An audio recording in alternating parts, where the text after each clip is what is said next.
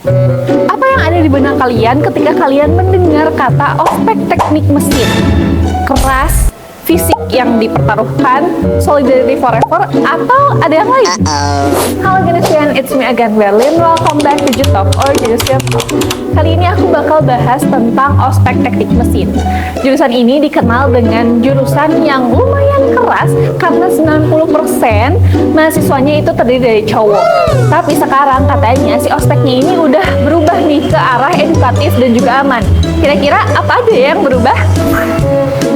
Dulu ospek teknik mesin ini kenapa bisa dikenal keras? Karena mereka memang ingin melatih mental para mahasiswanya menjadi mental baja dan juga disiplin yang kuat. Tapi sekarang arah ospeknya ini jauh lebih edukatif dan juga aman karena mereka lebih berfokus terhadap soft skill, teamwork, dan juga pengenalan terhadap dunia permesinan. Nah, supaya kita bisa tahu apa aja dan bagaimana cara ospek teknik mesin ini berubah, kita langsung tanya aja sudut pandang dari Ketua Himpunan Teknik Mesin. Yuk!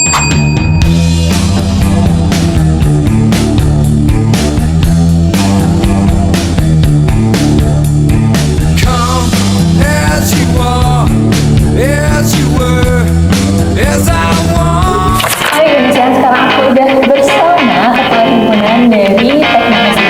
Perkenalkan, nama saya Prausdara Bani, selaku Ketua Himpunan Mesin periode 2025 dengan angkatan 2022. Yang kita tahu ya, di lingkungan mahasiswa ini kalau teknik mesin tuh dikenal keras lah ya si ospeknya. Iya, ya. Nah, kira-kira sampai sekarang si ospek teknik mesin ini tuh masih keras gak sih? Kalau untuk saat ini kita sudah menyesuaikan dengan peraturan yang ada di Lembaga Nusa Putra, bagaimana kita tidak lagi menganut dengan teknik mesin atau kaderisasi seperti dulu-dulunya. Jadi memang dirancang sebagaimana mestinya di kaderisasi teknik mesin ini kita sebagai mahasiswa teknik mesin itu agar kuat mental. Bukan dalam fisik ya, ingat kalau berbentuk fisik kita menyesuaikan dengan orang-orangnya. Ada yang memang fisiknya lemah, ada yang kuat. Karena fisik seseorang itu berbeda-beda pasti. Makanya pada saat ini atau dirancang sebagaimana rupanya teknik mesin itu dikaderisasi, kita menyesuaikan dengan dunia pekerjaan ya, untuk membuat sebuah perisai yang dimana perisai tersebut terus-menerus dipukul, terus-menerus dibakar agar mendapatkan hasil yang kuat dan juga hasil yang tangguh. Untuk perubahan tidak terlalu signifikan sebenarnya, kita juga memiliki perubahan yang memang untuk pendekatan persuasif kepada para maba. Maba itu cenderung tidak lagi memiliki jiwa untuk aktif di organisasi. Jadi bagaimana seorang daripada pengurus tersendiri, kita mendekatkan diri. Kita mengadakan kaderisasi bimbingan mahasiswa teknik mesin. Kita ada 3 hari berturut-turut itu kegiatan tentang keteknikan, pembelajaran mengenai PLC atau programmable logic control, 3D printer, agar mahasiswa itu mengetahui alat-alat yang ada di lab teknik mesin itu seperti apa, penggunanya seperti apa, toleransinya ketika nanti bekerja itu seperti apa. Terus juga kita ada pengenalan administratif yang memang dimana agar para maba ini mengetahui rules-nya seperti apa, mulai dari birokrasinya, mulai dari mana dulu sampai pada tingkat atasnya seperti itu.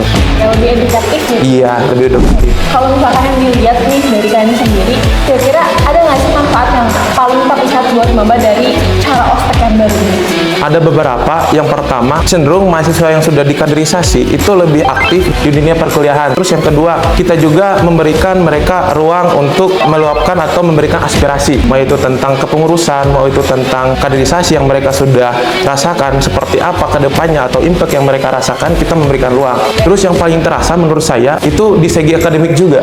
Pendidikan profesi memfokuskan kepada para maba untuk belajar bagaimana sekarang mata kuliah di Nusa Putra atau khususnya di teknik mesin, cara menghadapinya, apa saja yang dipersiapkan, dan juga bagaimana para maba ini untuk mempersiapkan diri ke depannya seperti itu. Kita memiliki yang namanya keluarga mahasiswa mesin Jawa Barat. Melihat dengan kampus seperti saat ini yang memang masih kurang dalam fasilitasnya, kita mencari di luar, kita membangun relasi. Karena apa? Karena kita membutuhkan fasilitas-fasilitas untuk mengembangkan potensi atau hard skill dari yang kita miliki seperti itu. Jangan sampai berpikir ya kawan-kawan bahwa kaderisasi itu adalah ajang yang ditakut-takuti, memiliki nilai plus seperti itu.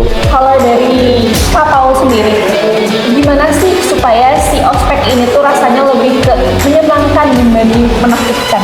Memang kalau kita sudah berbicara mengenai ospek di jurusan teknik mesin, semuanya pasti bakal berpikir bahwasanya ospek ini menakutkan. Karena saya pun merasakan seperti itu. Pahami ospek itu kedepannya seperti apa yang akan didapatkan pada diri kita sendiri, tujuan kita di himpunan seperti apa, di organisasi seperti apa yang kita inginkan, pahami seperti itu. Kalau ingin yang ada yang ditanyakan. Jadi jangan sampai teman-teman beranggapan ketika teman-teman bertanya malah takut, lebih terbuka saja, karena ketika orang-orang yang bertanya adalah orang-orang yang peduli terhadap diri mereka sendiri. Ada nggak sih mungkin nasihat ataupun kalimat penenang buat para camaba-camaba teknik mesin di Nusa Tenggara Mesin? Yang pertama, persiapkan diri. Maksudnya dari mempersiapkan diri ini, teman-teman harus menyadari apa yang menjadi kebutuhan teman-teman ketika teman-teman sudah masuk dalam dunia perkuliahan. Banyak yang berbicara, banyak yang mengeluarkan statement pada hari ini, mahasiswa-mahasiswa itu cenderung 70-30%. Jadi di akademik 30%, di organisasi 70%. Oke. Itu adalah salah satu statement yang salah bagi saya. Bagaimana pada hari ini mahasiswa harus 50%, di organisasi 50%, di akademik 50%. Jadi tidak adanya keterlambatan nantinya. Seperti itu. Terus untuk yang terakhir, tips dari saya kepada camaba, yang paling terpenting pendekatan diri kepada kakak tingkatnya. Karena teman-teman pasti calon maba belum mengetahui rules of game-nya seperti apa ketika teman-teman ketika aktif di dunia perkuliahan atau di organisasi. Maka dari itu teman-teman membutuhkan sosok yang namanya mentoring dari kakak tingkat sendiri, seperti itu.